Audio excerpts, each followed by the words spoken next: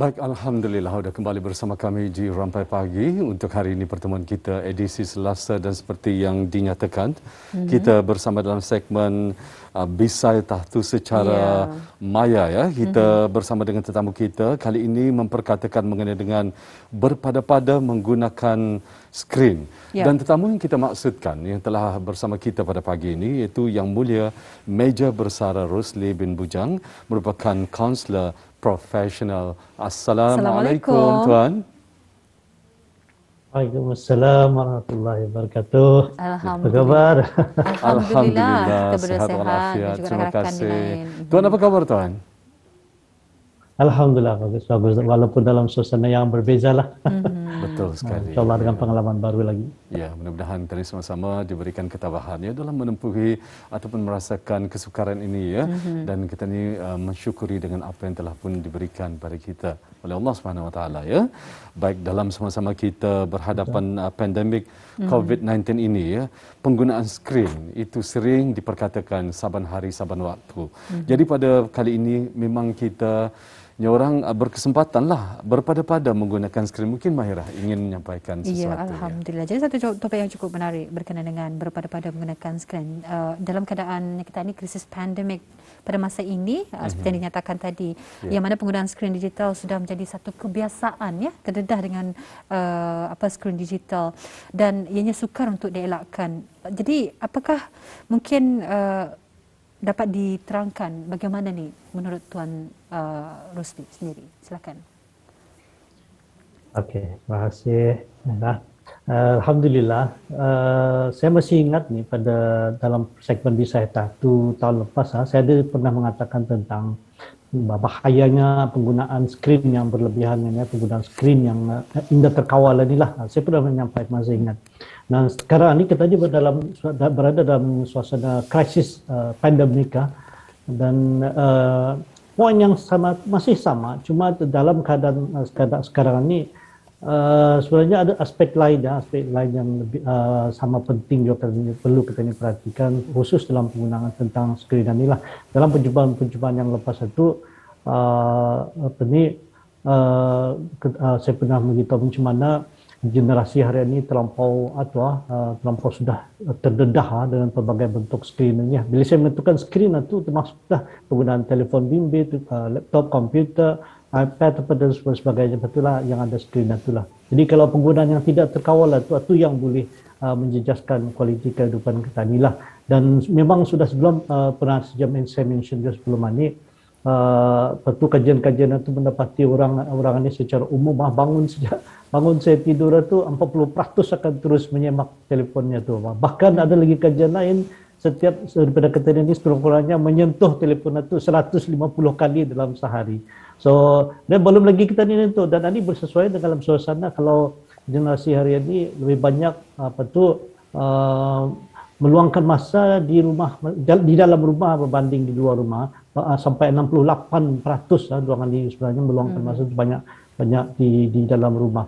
Dan daripada jumlah yang meluangkan masa banyak dalam rumah itu 92%, kadang-kadang 92% itu sudah sejak umur 2 tahun sudah pandai bermain game ataupun memegang skrin inilah. So sebelum ini pernah saya lihat itu macam mana kesan-kesan yang kurang baiklah jika penggunaan skrin yang tidak terkawal ini. Nah, cuma sekarang dalam suasana ataupun dalam krisis pandemik pada masa ini, saya ingin melihat semula poin-poin yang saya berikan sebelumnya dan macam seolah-olah penggunaan skrin pada masa ini adalah salah satu alternatif yang lebih baik sebenarnya, menjadi alternatif yang lebih sehatlah. Ambillah contohnya, sebelum ini macam mana saya sebelum ini menggalakkan supaya kita itu lebih banyak berinteraksi sama orang di luar sana. Itu masa sebelum pandemik, sebelum COVID. Tapi semasa dalam COVID ini, ternyata untuk kita ini berinteraksi, kanak-kanak berinteraksi secara virtual, secara online dengan menggunakan skrin itu adalah satu pilihan yang lebih baik, lebih sihat pada masa ini. Okay? So artinya, unfortunately, ia adalah satu cara, kaedah yang skrin tadi ini, satu kaedah yang masa ini lebih selamat dibandingkan katanya ada berinteraksi secara direct dengan orang dan sebagainya. Termasuklah katanya ke sekolah ke mana. Jadi seolah-olah semasa pandemik ini seolah-olah macam sukarlah untuk mengawal penggunaan skrin ini. Dan kita ni bertanya-tanyalah sebagai ibu bapa, sebagai ahli keluarga, bertanya-tanya berapakah sebenarnya yang sebaiknya pendedahan nanti kita diberikan, pendedahan penggunaan skrin itu digunakan dalam sehari itu kan kerana ini ada keperluannya untuknya pembelajaran secara dalam talian dan ibu bapa berguna untuk meeting apa kan sebelum ini saya pernah bercakapnya perlunya dihadkan tapi sekarang ini kita ni terpaksa menggunakan masa COVID ini tapi itu berapa banyak yang sebaiknya tu kalau mengikut kajian-kajian dalam bidang psikologi apa inilah kemudian macam mana dengan itu permainan game which is juga kadang-kadang akan menggunakan skrin dan masa COVID ini ada kaya satu yang tidak baik apa dan sebagainya ataupun mungkin sebahagian sudah tadi macam mengalih sudah ada kita so dibiarkan entah saja anak-anak apakah dengan skrinnya ini sepanjang hari atau macam mana. So inilah hal-hal macam ini yang ingin saya cuba kupaslah pada pagi ini mudah-mudahan akan menjadi input menjadi manfaatlah kepada ibu bapa lah. Sebelum saya menerangkan nanti macam mana cara-caranya tu. Saya ingin nanti dulu bila saya katakan kesan-kesan yang kurang baik itu kajian pernah ada di National Institute of Health di kalangan 10,000 kanak-kanak bahawanya kanak-kanak yang meluangkan masa lebih daripada 2 jam 2 jam sehari lebih 2 jam sehari itu dia akan berpotensi mengalami memperoleh skor yang rendah dalam aspek pemikirannya lah. Itu 2 jam. Kalau yang memegang skrin, menggunakan skrin lebih daripada 7 jam, artinya akan lebih teruk lagi dia akan mengalami penurunan dari segi upayanya untuk berfikir secara intelektual lah. So itulah aspek-aspek itu yang ingin saya yang ketani perlu elakkanlah. Bahkan ada kesan-kesan kepada kanak-kanak yang atau siapa jualah yang especially kanak-kanak akan menggunakan skrin ini secara berterusan tanpa terkawal. Misalnya menjawabkan ruangan ini payah tidur, ada sampai kalau duduknya terlampau lama mungkin dia sakit belakang. Bahkan kalau dia ada membuat aktiviti ataupun kegiatan duduk di posisi ini boleh je menyebabkan itu peningkatan berat badan ataupun kurang. Bahkan yang banyak juga adalah terjejasnya pandang adalah mata, vision problems pada pandangan mata lah, merosakkan mata juga. Bahkan dan dari segi psikologinya yang boleh menimbulkan kebimbangan, kerisauan, anak-anak jadi jujur, bahkan merasa kesunyian lah disebabkan dia terlampau banyak main game satu lah. Tapi itu kan kajian-kajian itu memang benar dan dia adalah dalam suasana yang bukan COVID. Dan dalam COVID, semasa suasana COVID ini, pandemik COVID-19 ini, seolah-olah ada hal lebih penting yang perlu kita dipikirkan. Memang itu penting, perlu kita diberikan perhatian, kesan-kesan atau kesan-kesan sampingan yang kurang baik itu. Tapi dalam masa yang sama ada manfaat lebih besar yang berguna yang untuk kita ini perlu memanfaatkan sebaiknya kemudahan teknologi yang ada ni lah. Artinya supaya kita ini menjadi pengguna digital yang bijak lah. Itu sebagai adalah sebagai mukadimah daripada saya. Ya, cukup menarik sekali ya. Dan Tuan, kita ingin mengetahui dalam keadaan ataupun situasi pandemik yang belum nampak penghujungnya ini, Tuan ya, penggunaan skrin perlu dikawal sebaiknya supaya kata ni indah menimbulkan kesan yang tidak baik. Jadi mungkin Tuan sendiri boleh berkongsi bagaimana menguruskan ataupun mengawal penggunaan skrin semasa kita ni berhadapan dengan pandemik COVID-19 ini, mungkin dapat dijelaskan. Silakan. Ya, okay. Terima kasih, Isa. So itu yang saya masukkan tadi ya. Kalau sebelum ini saya pernah mengatakan macam mana kesan-kesan buruk kalau penggunaan skrin yang indah terkawal dibiarkan terlampau kita ini mendulu saya kesan-kesan buruk kepada kanak-kanak atau khususnya kanak-kanak lah. Kemudian ada pakar-pakar yang mencadangkan supaya penggunaan itunya untuk kanak-kanaknya yang berumur antara 2 ke 12 tahun itu supaya dihadkan penggunaannya itu 1 jam banyak. Okay. Ini dari segi standardnya saja dulu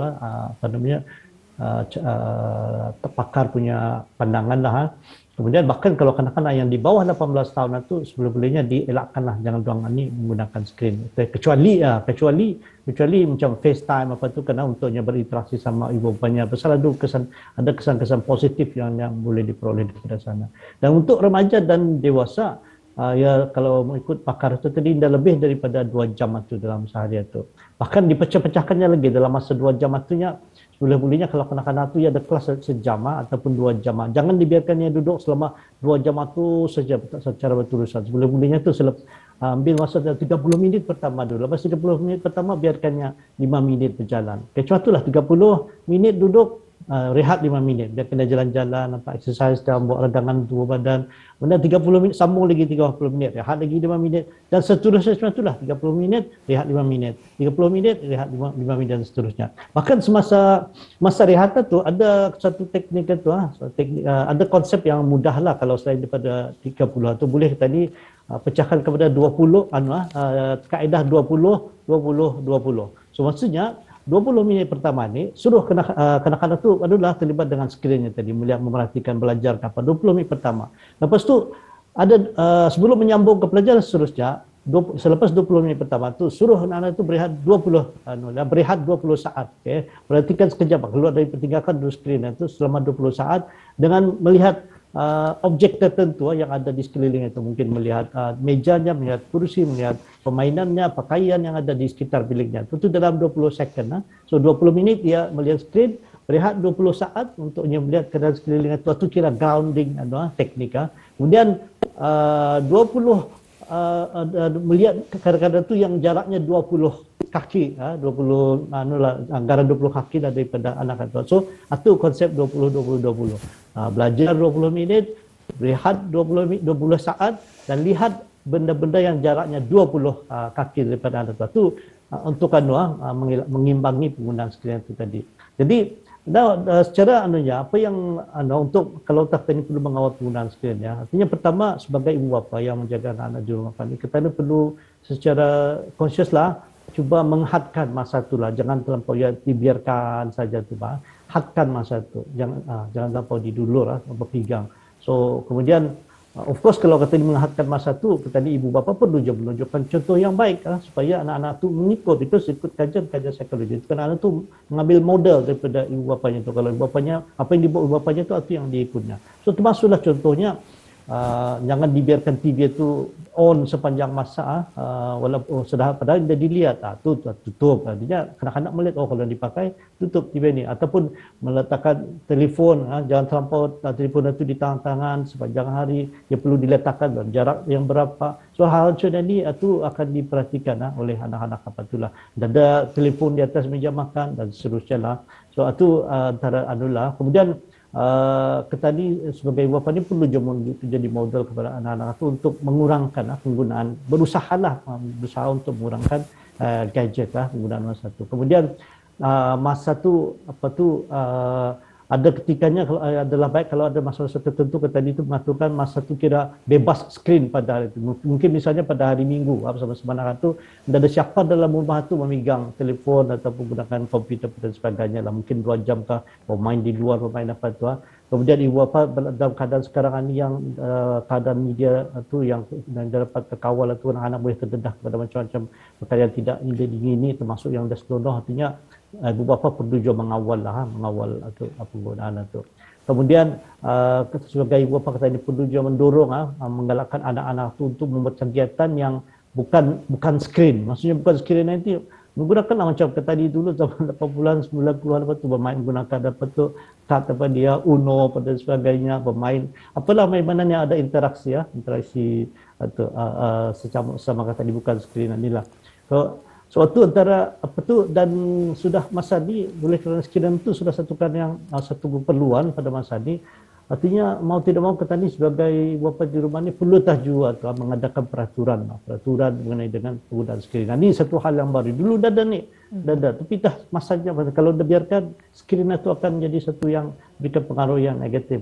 So peraturan itu contohnya tadi yang saya sebutkan tadi itu adakan peraturan skrin misalnya ada telefon di meja makan misalnya, jarak untuk meletakkan telefon itu masihnya digunakan masa di charging atau berapa jaraknya. Ini tadi perlu diterangkan kepada kanak-kanak itulah supaya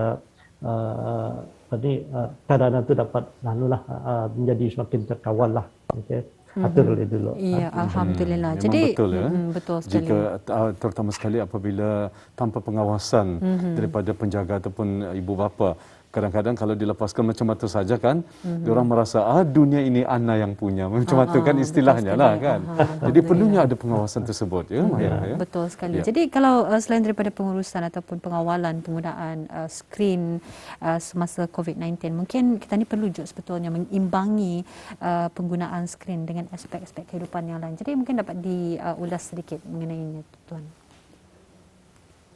Betul Mahira. So atunya saya tuduh atu poin itu kebanyakannya sangat valid sebelum COVID kalau negara ada COVID, ada krisis macam mana ni, tapi sekarang ni kita ni hidup dalam keadaan yang krisis lah. So ternyata penggunaan skrin ini salah satu option yang lebih baik pulang sebenarnya, Pak. Sebelum ini kan saya katakan tadi itu pun yang satu kalau dia terkawal dan diawasi dengan baik yang boleh memberi kesan yang kurang baik. Tapi ternyata semasa COVID ini skrin ini adalah salah satu alternatif yang baik yang sehat untuk untuk mengawal keadaan ini. Contohnya kadang-kadang kita payah melihat wayang keluar rasanya bergaul atau minum di kafe-kafe di mana, tapi cuma cukup melalui sebuah secara online apa ni lah. So contohnya kalau anak-anak ini tadi sebelum COVID dia suka hangout ataupun berjalan sama kawan-kawannya lah di luar sana di kafe. Jadi dengan menggunakan skrin ini anda pada keluar cukup menggunakan ini saja ataupun sambilnya lunch ke apa makan tengah hari berzoom sama kawan-kawannya. Pakai Zoom, makan di rumah masing-masing. Sekian itu yang maksud saya tu dalam keadaan sekarang ini skrin itu menjadi satu alternatif yang baiklah. Kemudian daripada ia terlibat dengan satu bentuk interaksi yang kurang menyehatkan sampai misalnya ada sampai ada yang sampai mau je beriadah tapi mau je beriadah tetapi bila di luar itu keadaan itu menjadi boleh memberikan risiko tersendiri. Jadi tadi perlu mematuhi peraturan kajian itulah. Suatunya dalam keadaan krisis ini penggunaan skrin ini sangat bermanfaat dan bahkan kita ini boleh menggunakan melalui secara virtual, secara online kita ini boleh juga bereksersis. Okay. So maksudnya mengimbangi penggunaan skrin ini saya sangat setuju. Sepertinya kita ini perlu jauh memikirkan itulah mengambil aspek positifnya lah penggunaan skrin khusus pada masa ini. Okay, so bahawa penggunaan skrin itu adalah satu cara yang lebih baiklah pada masanya. Termasuk misalnya yang penting maksudnya mengimbang itu. Yang penting tanya diri sendiri, tanya bahawa adakah anak-anak kita ini walaupun dia banyak menggunakan skrin, adakah anak-anak kita ini mempunyai cukup yang tidur misalnya, adakah yang mempunyai exercise beriadah. Adakah ia menggunakan quality time, masa quality dengan baiknya. Kemudian ada yang menyiapkan kerja-kerja sekolahnya itu. Jadi kalau hal-hal macam mana ni, okey saja jawapannya dari apa. Anak-anak kita itu walaupun yang menggunakan skrin, so alhamdulillah ada isu adalah besar sadalah. Dan juga perlu kita mengimbangi supaya kita gunakan skrin ini dengan baik untuk keluar sebagai satu peluang untuk kita connect dengan the family itu, untuk satunya keluarga, bahkan untuk terus meneruskan kita berinteraksi secara sosial melalui secara virtual, secara dalam talian. Dan dari sekali itu mungkin oleh kerana kita walaupun ada had batas-batasnya dalam menggunakan skrin tetapi kita boleh mengadakan habit-habit barulah, termasuk hobi baru secara dalam talian inilah. Okey. Ya, alhamdulillah. Jadi kita ada lebih kurang dalam 1 minit saja ni. Mungkin kita akan berikan peluang kepada Tuan untuk membuat rumusan. Ya.